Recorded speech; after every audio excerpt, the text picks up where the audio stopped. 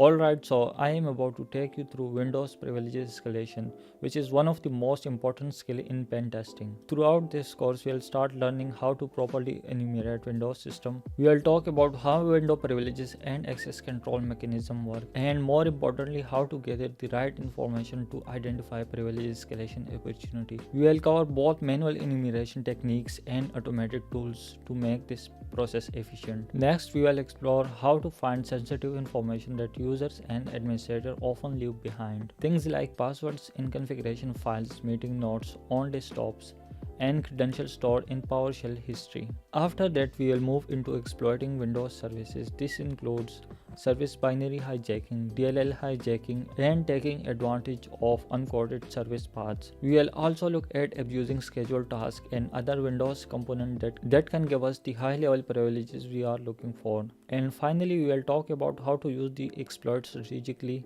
from kernel exploit to abusing specific window privileges that will give us the system level access. By the end of this course, I guarantee you will have a solid understanding for privilege escalation on Windows that you can also apply in real world pen testing scenarios. So let's get started.